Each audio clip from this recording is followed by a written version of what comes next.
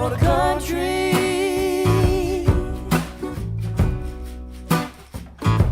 Why Dandy Buja?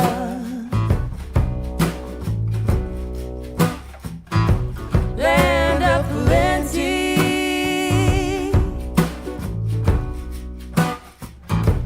Bujarabula.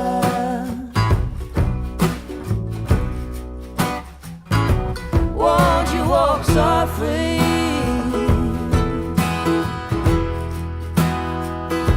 Gently and coolly.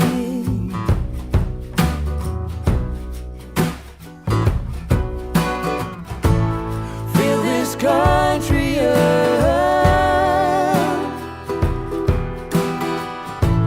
Orange Bujanyo.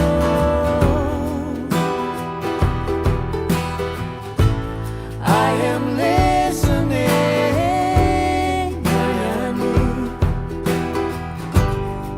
When my campfire burns, Philip Carlamo. When my campfire burns, Philip Carlamo.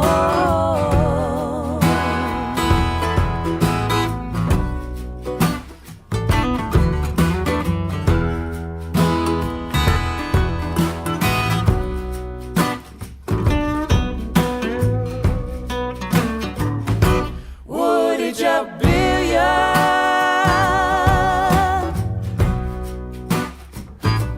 Margaret River.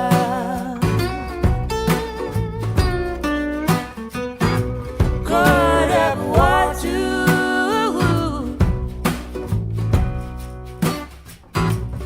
Married to ocean. Pula Mamba.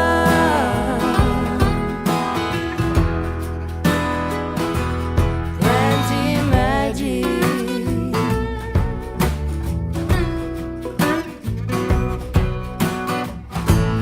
Feel this country up.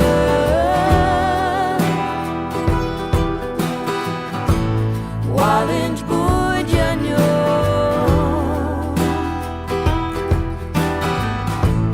I am listening.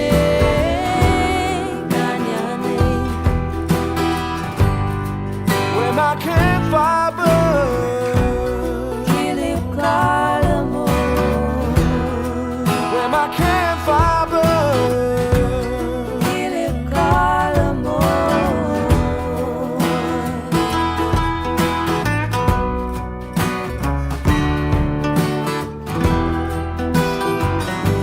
Quella Ginger.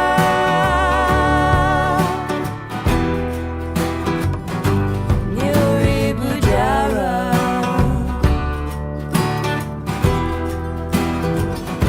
Singing country.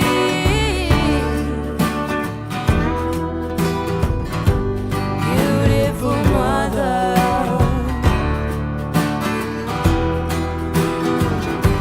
Rolling court chirping.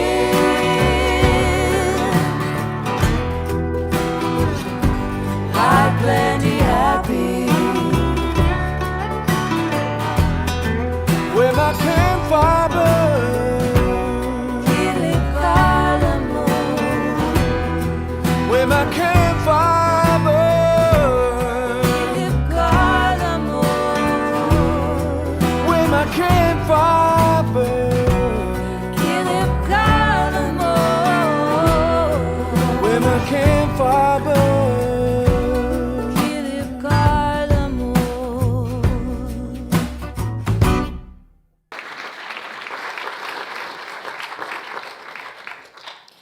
What a truly beautiful way to start this evening. That was the Nomadic song Wadandi Budja from their album Green Shoots from Deadwood.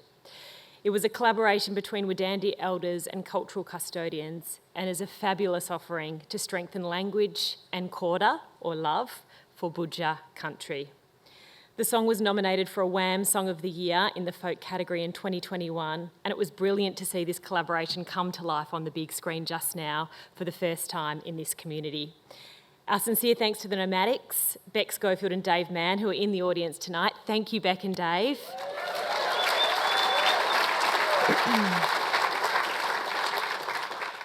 And to artist Anton Bloom for sharing their incredible talents with us tonight.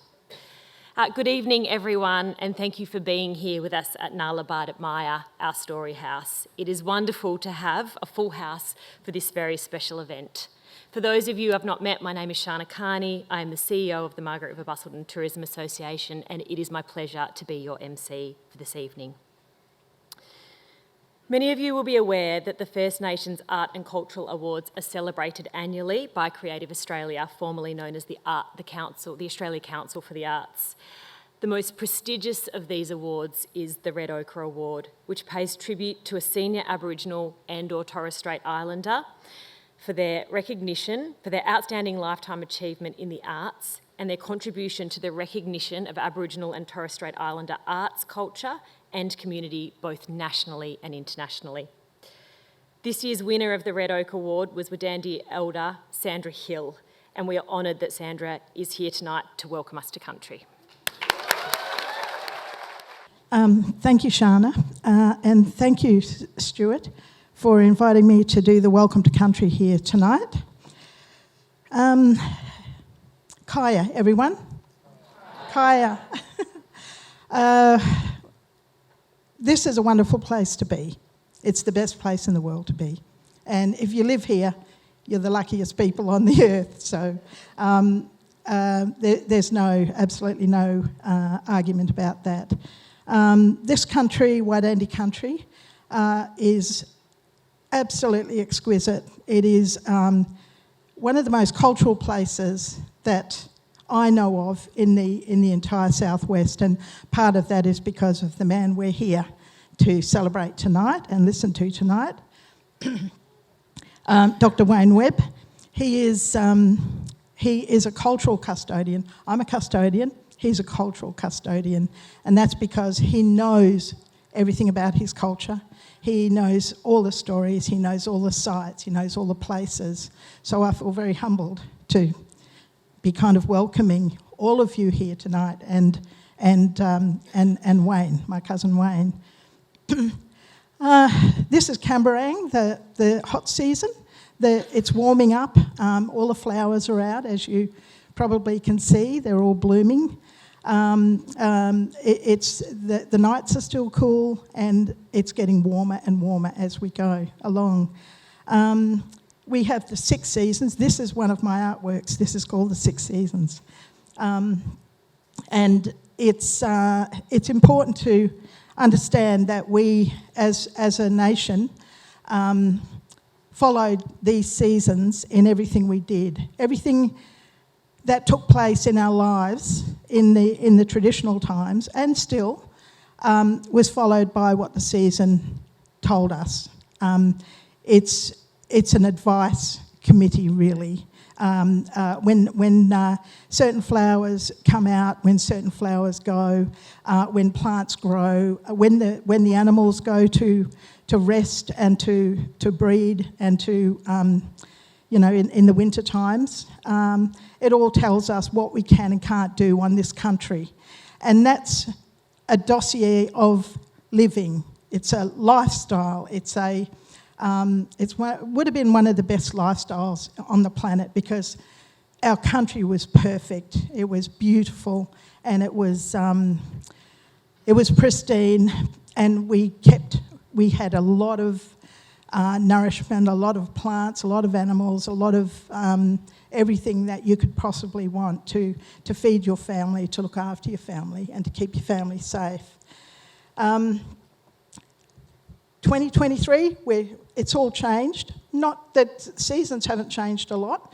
They've moved a little bit that way, but they're still the same seasons, and we still do the same thing. We still follow the same traditions, even though we are living in 2023.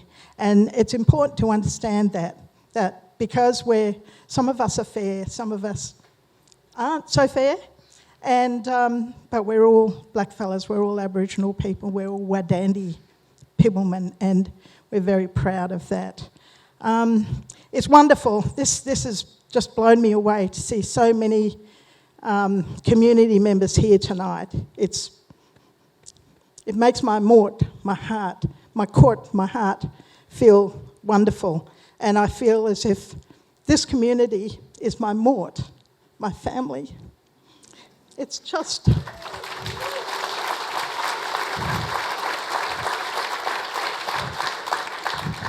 And we just got a whole bunch of new cousins and aunties and uncles and grandparents.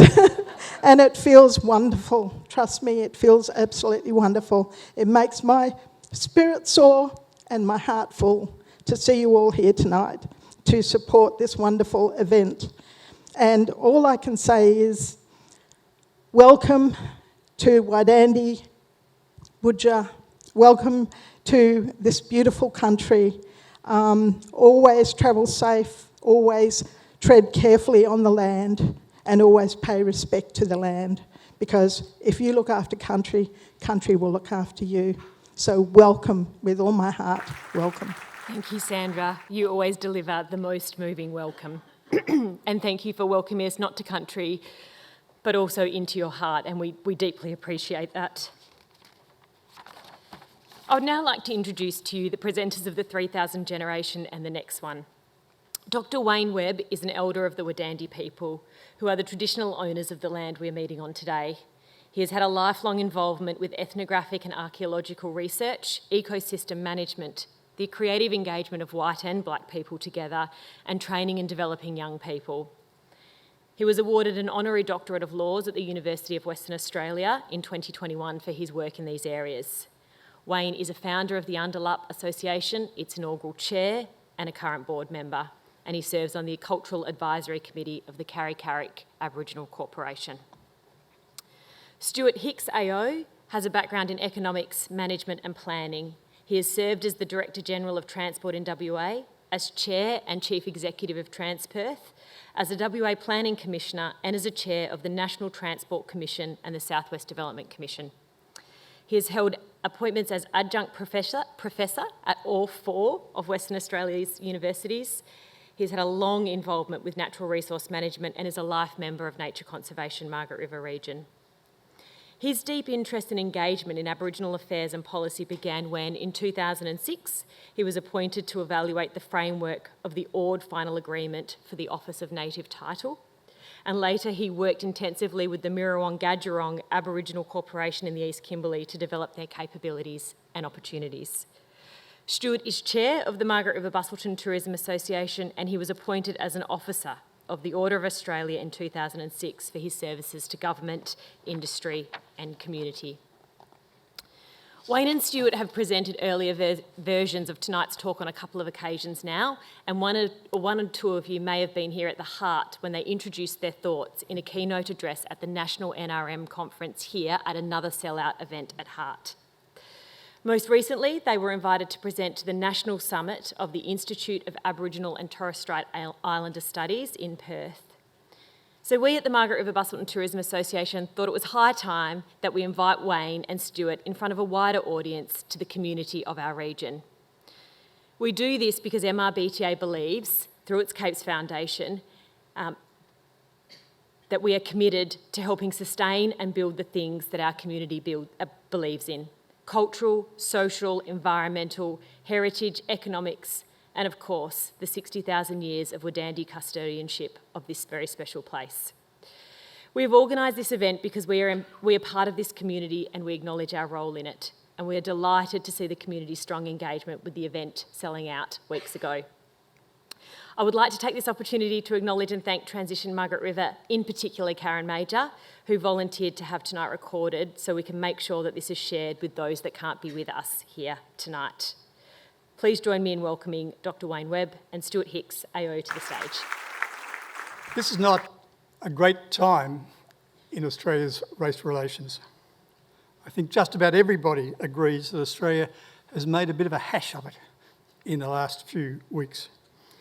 Something that was intended in good faith to bring us together seems, for the moment, to have driven us somewhat further apart. Australia's managed to attract international scorn, it's imposed some great hurt, and maybe we've intensified national confusion and damaged communications lines. But tonight, Wayne and I want to try to move beyond that, however people voted. We are mindful that parts of this region buck the national trend, and we're optimists. Therefore, I want to say at the outset to you, Wayne, and to your people who are here with us tonight, and those who are not, that we love and respect you as much as ever, and we're with you. Not far from here is a little cave that Wadandi people sheltered in nearly 50,000 years ago. In those days, no humans on Earth had white skin. There was no cities, no agriculture, no guns, no writing, anywhere. Generations of Wadandi people sheltered in Devil's Lair. They entered through an opening which is on the right-hand side of this cross-section that you see of the cave. And in its shelter they lit fires. Through thousands of years, the floor level of the cave got higher and higher. Around 13,000 years ago, that entrance collapsed and the cave was sealed at that time. It was not till a few hundred years ago that a new entrance opened, the narrow one that you can see here on the left of the diagram. And archaeologists, including Wayne Webb, have dug excavation trenches deep into the floor of Devil's Lair. They found evidence of one of the oldest human contact sites on this planet. The ash in the layers in Devil's Lair show the changing forest above it. The Wadandi people who collected wood to burn in their fires left incontrovertible evidence of the changes in the surrounding trees. Sometimes above the cave was open savanna woodland, and other times tall karri forest. And that's a reminder that the vast changes that have occurred in climate in the last 50,000 years have had profound effects. Currently, Devil's Lair is within the karri forest. And this is the petroglyph site at Milianup, which is just a little bit further south again from Devil's Lair in Scott River. Here there's 267 engraved footprints of kangaroos and other animals, emus and other birds, carved into the sandstone sheets. The site's undated, but we know it's prehistoric and we know it's thousands of years old. It's the largest and most important petroglyph site in southwest Australia. This site has suffered from cattle and the tracks of farm machinery, but Undalup have taken it into their care, they've fenced it and provided support to the owner of the property, who in turn respects it. Maybe it was saved just in time. Kyabra is an important, precious, ancient, sacred site that Wayne will tell you about in a moment.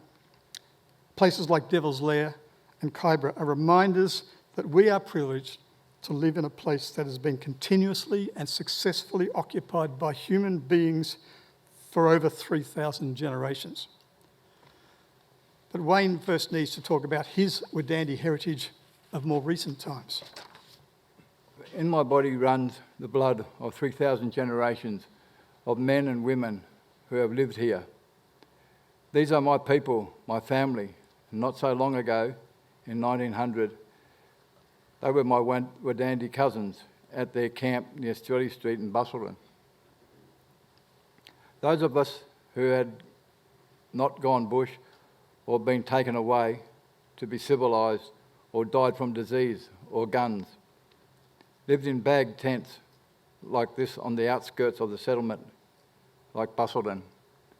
There was around 300 families in Busselton there living at the time.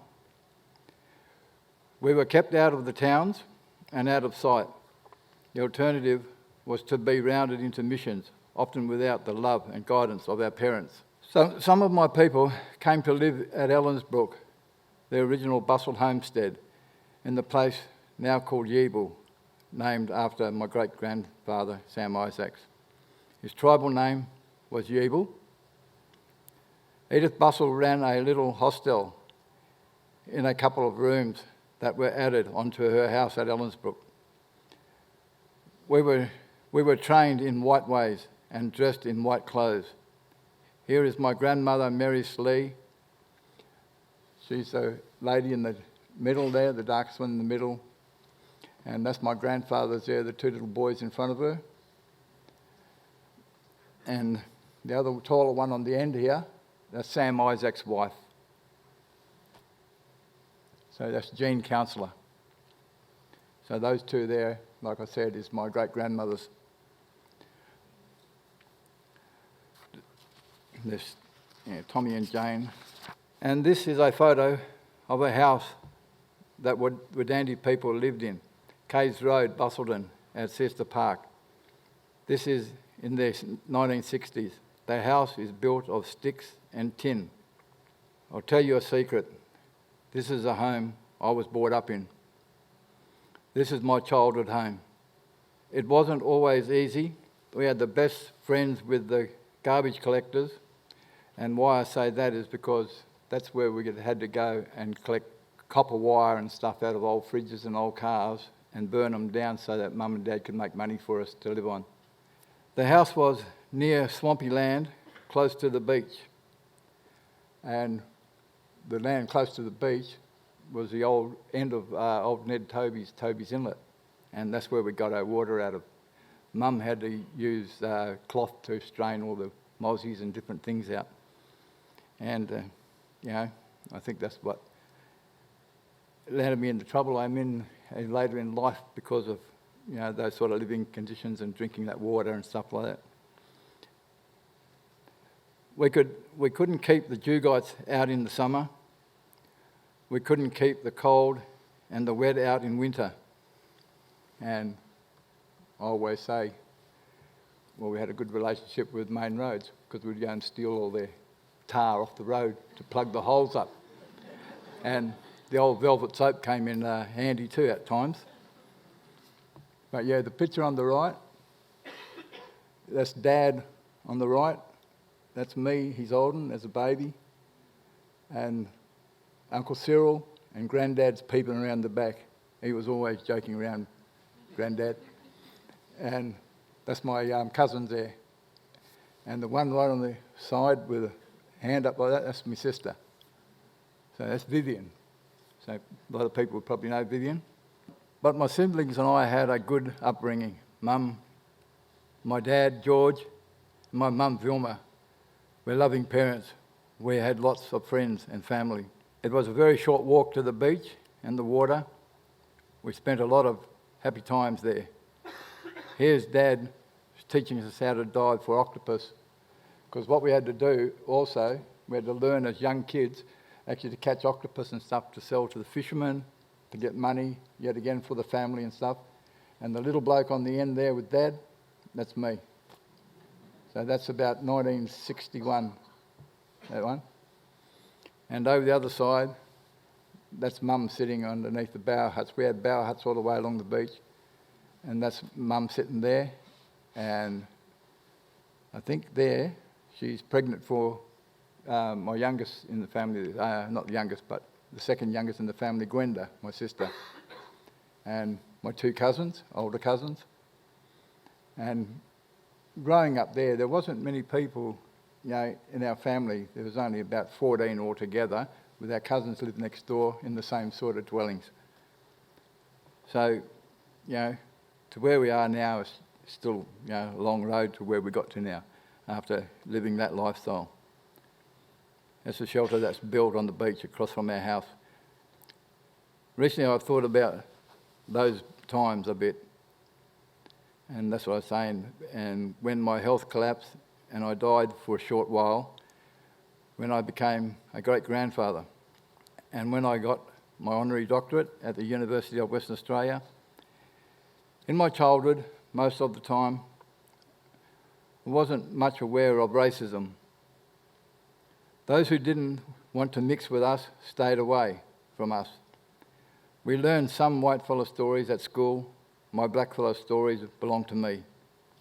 Anna Clark is the historian granddaughter of another Australian historian, Manning Clark, and her recent book is a reflection on how white people still live largely out of a sense that Australia's history started when we whitefellas came. Looking backwards, our white history doglegs into British history, and we still struggle to own that the black history and the black continent are part of our shared heritage. We're inclined to own just the bits of Australian history, which we call my history. How can we embrace the extraordinary and powerful Aboriginal story? It was Charlie Perkins who said that white people can inherit 40,000 or 60,000 years of culture, and all they have to do is reach out and ask for it. But this was never an open-ended invitation. As Billy Griffiths points out, it carries obligations too. The act of inheriting demands the respectful acknowledgement of all that has happened and still is happening in the confluence of cultures and histories. It's no wonder, I think, that there are secrets held and trust to be won. Aboriginal people know many things that, frankly, they will not share with people who demean, satirise, distort or steal the knowledge and damage, even destroy precious sites. Their story is for sharing, not for taking. Kudjil. The job is to continue to find pathways to mutual respect and understanding. It's not a question of absorbing anyone's culture into anybody else's. It is a question of allowing our stories to stand side by side, robust and authentic. Each valid truth, it's not a competition. A research technique is developing which attempts to explore themes throughout European and First Nations lens. At the same time, it says that multiple stories can stand together without competition. For them to be equal and both true, in Noongar, the process is called Kudjil, which means looking both ways. As an experiment, Stuart and I want to practice some Kudjil. Briefly right now, let's enter deep time of this place, Wadandi Budja, looking through two lenses, a white one and a black one. First, the white one. I call this little outline the reigning sixes because, as you'll see, the number 6 features prominently. These sixes encapsulate the transformation that science says have laid the foundations of our region. In this timeline, we start 600 million years ago, when the Lewin Ridge, on which we now stand, was formed, and in the process formed the stable marine environment which this part of the planet has enjoyed for those 600 million years. Then 60 million years ago, when Sahul was created. Sahul is the continent that in its time was the mainland of Australia plus Tasmania plus New Guinea, and that entire continent of Sahul was formed 60 million years ago, and in so doing formed an island continent environment which brought the diversity which we enjoy and we see and we experience today, 60 million years growing separate from the rest of the world. Then in 60,000 years, the Wadandi arrived. People who very quickly moved into the southwest of this Sahul continent and made it their home. 60,000 years ago came the mid-Holocene, which was a warm period of great natural prosperity and growth, and many of the conditions under which we enjoy the lifestyle that is here today. 600 years ago came European empires, exploration, colonisation. 60 years came the leisure that we enjoy here today, the lifestyle, the wine, the tourism, the new social and economic growth. And 6 years ago, some scientists told us that we'd moved into a new era, the Anthropocene, where they suggest humans have become the dominant factor in the future as we go ahead. The marvels and tragedies of all these things have made this place what it is. Kura Kura. As a black man, I can tell you the Aboriginal story. In Noongar, we call it Kura Kura. We don't tell the story like Stuart's straight line and all those numbers. We see this as a place where we have always lived. Our ancestors are the spirits in every part of country. The country was created after the knitting or cold times. There was a great earth shaking and the people were overcome by the smoke and went to sleep. While they slept, Jangara spirits came down to the land and created the hills and the valleys and rivers and streams, as well as the new birds, animals and fish. When the Yunungali woke up, the land beneath them was now soft. At Milianup, they drew in the limestone the stories and the dance of the great spirit bird called Kybra that would one day come back. Unfortunately, it would also bring with it the spirits of their dead ancestors, which should not come back. These pale spirits had forgotten all about the cultural law, which was to take only what you needed, share with your people, and always look after country so she could look after you. The seasons came and went over thousands of moon cycles until one day they saw what they thought to be the return of the Kybra spirit bird. Its big white wings floating out to sea. In fact, it was a sailing ship with its sails billowing on the winds. How could we know that this would change our lives forever? That these pale-skinned spirits would take everything for themselves. The footprints are still there today on limestone cap rock. The story passed down has many layers. What I can say is that not only did the story of our Kybra spirit bird foresee our future, but the name of the ship that my people first saw was named Kybra. In Noongar vocabularies today, Kybra means ship. There are many truths, or to reflect the title of Bill and Jenny Bunbury's admirable book, there are many maps to guide us. We have much to learn from each other. There's wisdom and authority in our two civilisations, and the strength of the next generation will be to draw on both.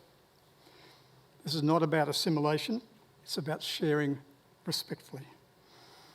Only when we non-Aboriginals can truly see ourselves as part of the continuing story of 3,000 generations of human occupation of this place, an immense and complex and rich human history, can we take our place in it.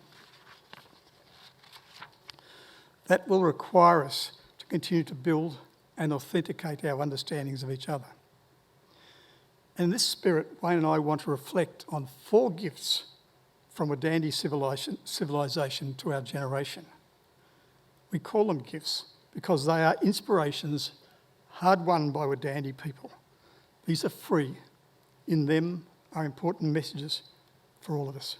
So it's things without shadows. It's cycles and seasons. Mort, meaning family. Law and law, the 2 different laws. Our law, L-O-R-E, and L-A-W. And then the spirit. The first of these gifts we need to think about is the understanding that First Nations people bring to the abstract world. This is not about our boomerangs and string bags. It's about the way we approach things. That casts no shadow. This is about the ideas and the mysteries and order of life. It's about the way things move in cycles. This is not about the straight line that some white people call progress. It's about things that move in cycles, roundabouts, not straight lines. It's about seasons that are not identified by numbers and months on a calendar, but by what we see to be happening. Seasons can come late or early. They determine the calendar, not the reverse. We are on the shoulder of Camberang right now, the wildflowers, the kangaroo paws, the long, new, fluffy flower stalks on the balgas, the snowy flowers of the peppermint tree, snakes and the lizards. We see on the path birds and their young, the flowering of the mudjar tree, or the Christmas tree. The abstract world can be seen in the power of the central role of family, Mort. We feel it is in the way we govern ourselves in our laws or law, and the fact that every space of country is full of spirits, which include the spirits of all our ancestors who came here before. What is a civilization? Civilization is when you come to grips with the rhythms of life, when you bring understanding and order to human engagement with the place where we live. The second gift from the Wadandi is what they call kalip. It means the skills in building and holding and conveying knowledge from generation to generation. And of course, the marvel is that they have done this without benefit of written language. Of course, they built and spread knowledge with a deep and sophisticated set of other forms of communication in their stories, in their legends, their songs, their art, initiations and their training. And of course, they practiced deep respect for their truth holders. You know, maybe we Aborigines won't have a useful voice till Australians are willing to listen to us. Yeah. Maybe what we need is more white men's ears, not just black man's voices. We need people to listen. I think perhaps when we're all talking with each other, we might get a better yarn. Well, I can't crochet or knit, so. No, I don't mean this kind of yarn. I mean the kind of yarn when people sit down and talk, not like at a business meeting with agendas and PowerPoint slides and time constraints and minutes. And you've got to take the minutes and stuff. We mean where everybody has a say, where people build trust and understanding and come to see each other's views better. That takes time. Now, I know there's a couple of problems with good yarning. Yarning takes time, and there's not a lot of us blackfellas to go around. If I sat down and had a yarn with all 400 of you, one after the other, I would have enough time to hunt a lizard. I wouldn't have enough time to hunt a lizard or kangaroo or whatever. There's about 1,000 people who identified as Aboriginal in our Augusta Margaret River and Busselton region. There are 50 times more whitefellas. So we have to manage it and remind you yarning works pretty well, even when there's not a blackfella in sight. If Jude and I are making sense, please have a yarn with some whitefellas about this.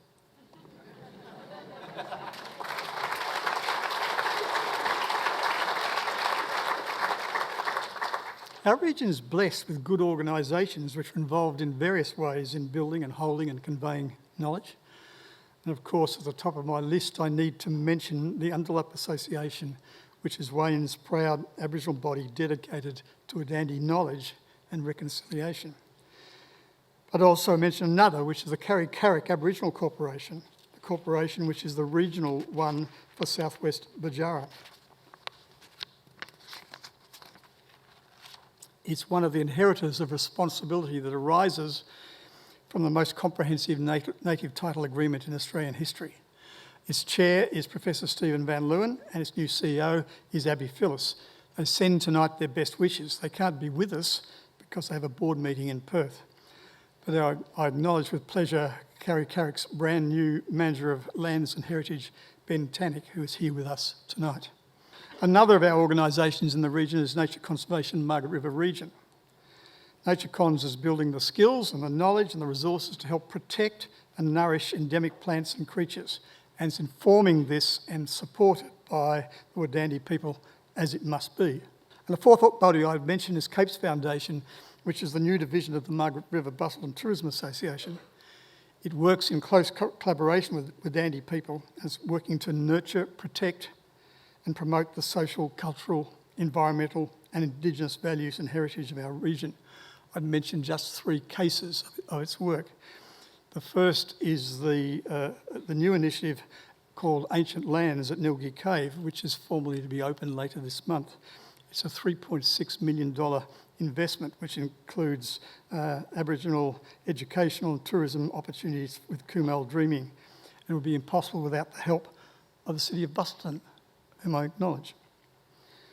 A second is Eagles Heritage, where Capes Foundation is building Australia's foremost facility for interpretation of the environmental, cultural significance of birds of prey and a leading centre for education, research and rehabilitation of the birds. And in that, I acknowledge that Augusta Margaret River Shire has recently voted to vest the Eagle Heritage property with MRBTA, and without their support, we wouldn't be able to progress that one. The third example I would mention of Capes Foundation activities is Bunuroo Festival next year. And I'm pleased to announce tonight that Undalup has invited MRBTA to join it to mount an extraordinary Bunuroo Festival next year. And this particular partnership, Undalup will elevate the cultural and artistic content of the great festival, and MRBTA's Capes Foundation will join it to lift the festival's resources in areas like staffing and promotion, site presentation and management. But there are many other individuals and organisations in the mix of building, holding, disseminating information in our region. I acknowledge the huge role of local governments, for example, the Shire of Augusta Margaret River and the City of Busselton. I thank the councillors and officers of both those governments. I thank outgoing Shire President Paula Cristofanini and outgoing Mayor Grant Henley, but we're confident that the incoming President Mayor, Julia Meldrum and Phil Cronin, will continue the fantastic work. At the Shire, we ought also to take the opportunity to thank Jason Cleary, who's here tonight, for the influential and helpful role, Jason, you've played in building authentic relationships. We wish you well in your new appointment and are sorry to lose you from Margaret River. Other bodies include our schools, our local police, our businesses, the wine industry, and the others amongst the generous supporters that we have tonight. Their continued work and commitment is vital. Properly resourced, well-run, informed, collaborative, we will move together as a community. Interdependence. We've got range of programs, joint management of Lewin Naturalist National Park and fire. The third gift from Wodandi people we would mention is the understanding that everything, every stone, every stick, the water and the fire, everything is alive. We see all the world is living and everything depends on everything else. We humans are just a fragile part of it.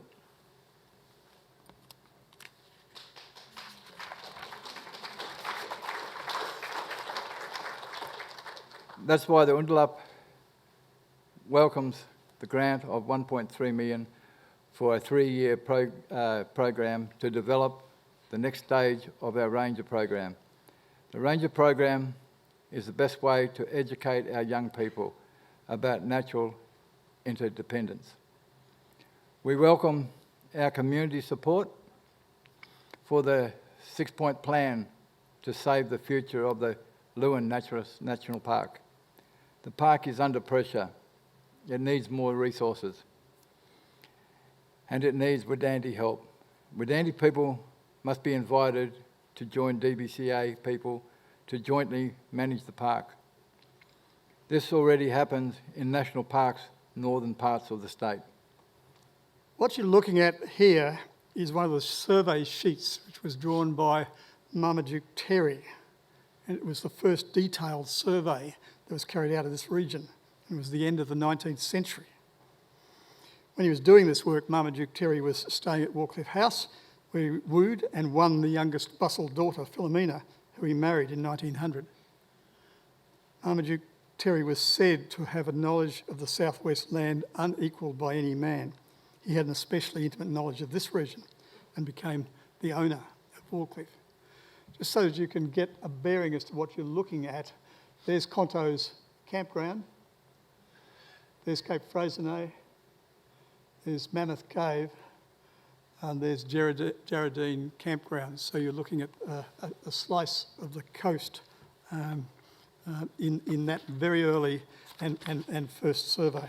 What is most interesting about this old map and the others in the same set, both north and south of it, is the land between the ocean and the edge of Baranoop Forest.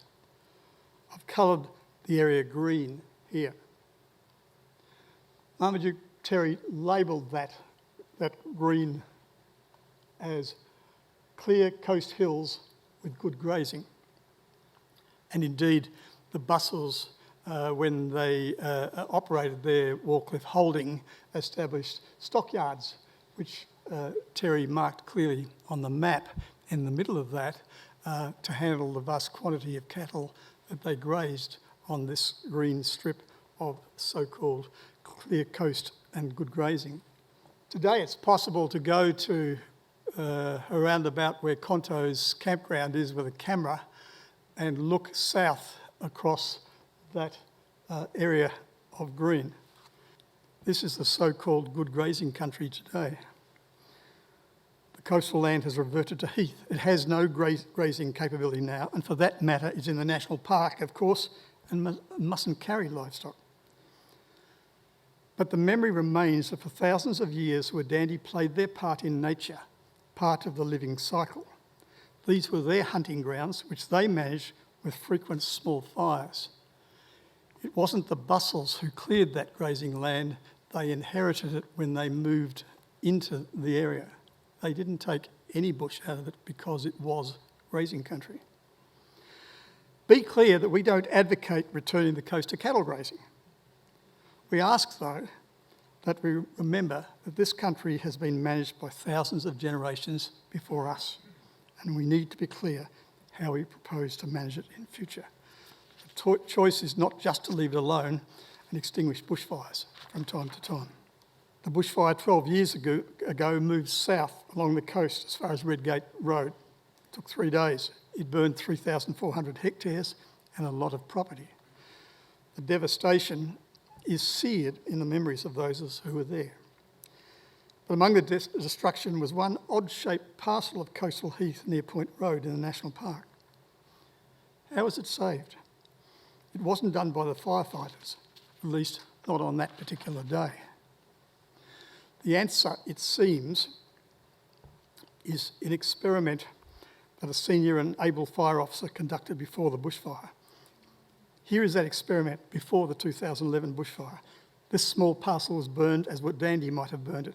A small fire was lit in ideal conditions, no high temperatures, no winds, and it seems that this parcel is the inverse image of the one I just showed you. Its new growth and reduction of fuel, it appears, made the parcel more resistant to the big burn when it came in 2011.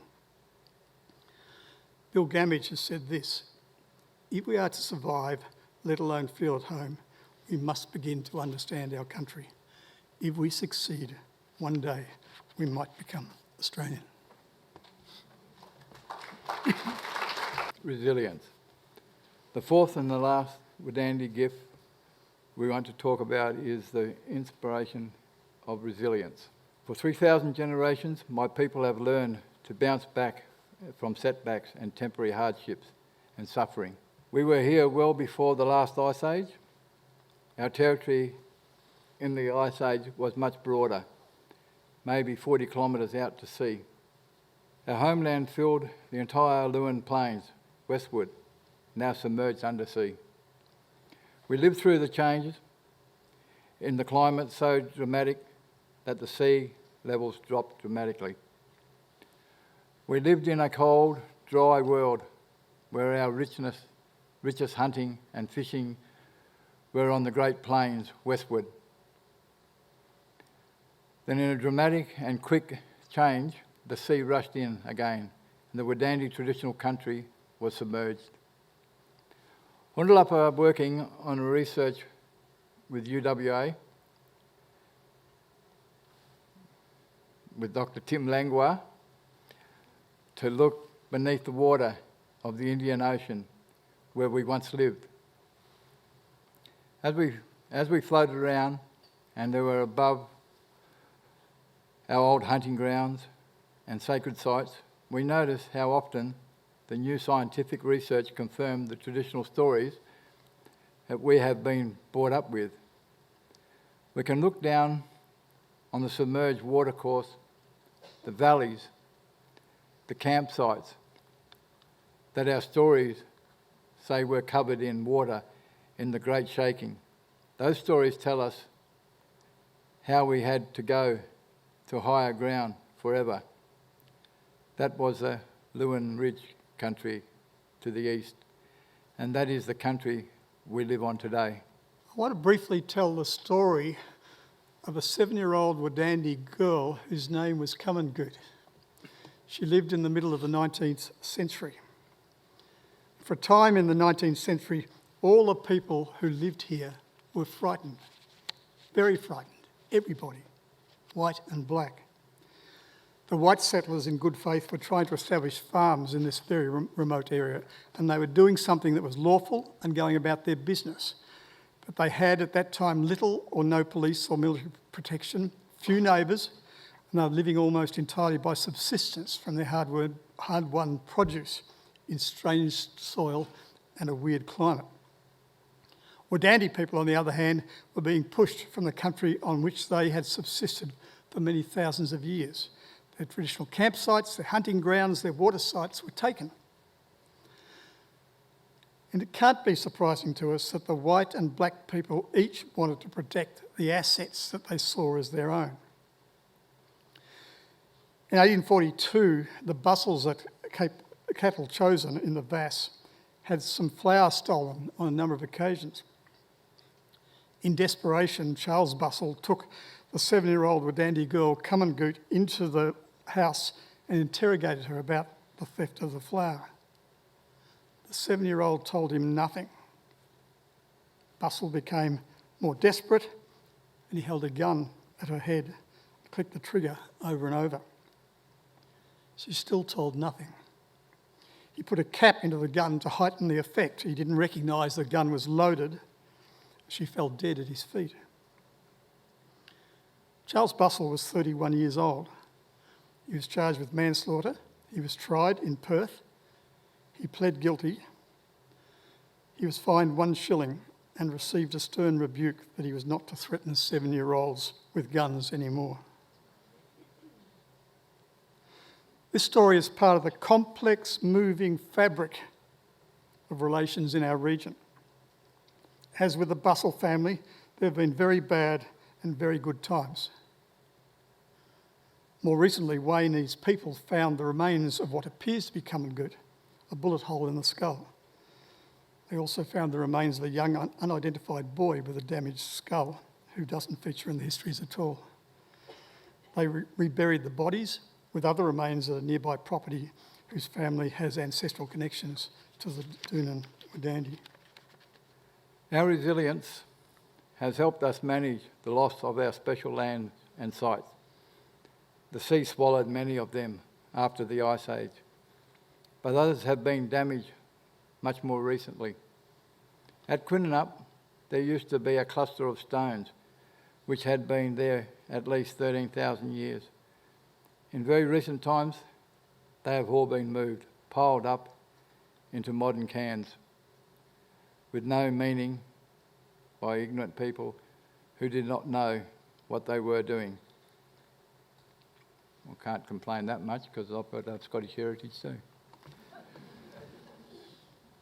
Our resilience is to this carelessness equip us to be able to at least take detailed reckoning of where the stones once were. The Uluru Statement from the Heart talks about the culmination of an agenda. It predicts that this will involve a coming together after a struggle. That struggle is not finished. Here in the Coates region, we must not be deterred. And Wayne and I believe the Coates region can continue to lead the way to a fair and truthful relationship between us. We want our region to set an example. This is also why our young people are so important. The next generation of blackfellas and whitefellas will be the winners. Nitjabi, Nanawa, Wadandi Buja. This is my saltwater country. Nitjabi, Gidja, Nunda, Kalap. This is also your home. Nara Jena Biriwa, Guato, Galari. We will walk this path together. I want to say some things to you in my language. Firstly, Nijabi Nanya Wadandi Buja. Nitya, come on people. Nijabi Nanawa Wadandi Buja. This means this is my saltwater country. So I'm glad I'm sharing it with you all. Secondly, Nijabi Giji Nunda Caleb. Nijabi Giji. This means this is also your own. And finally, Nala Jen Bidiwa Wata Galawari.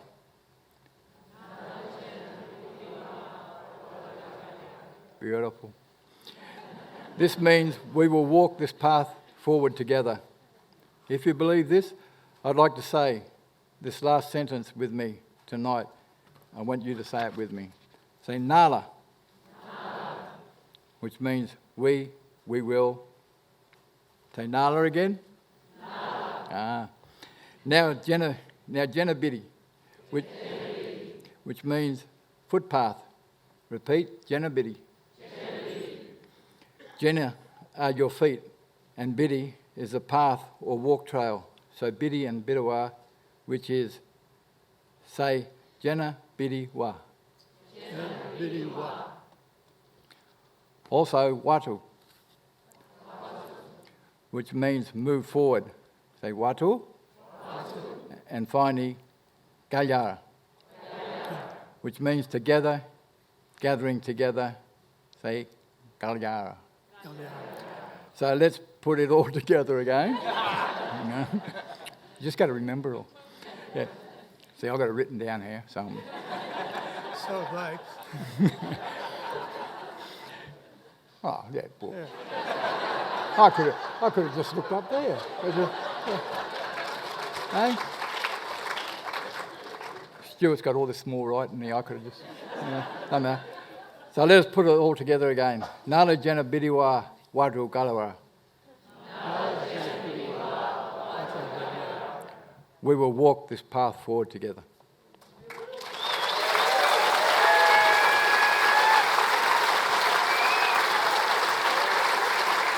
So some homework tonight, because as Stuart and I have said, this was never an open-ended invitation. It is also up to you to carry some obligations, as our culture is sacred, not shared, not given. Yanka, thank you. Thank you for coming tonight. Burua, see you later.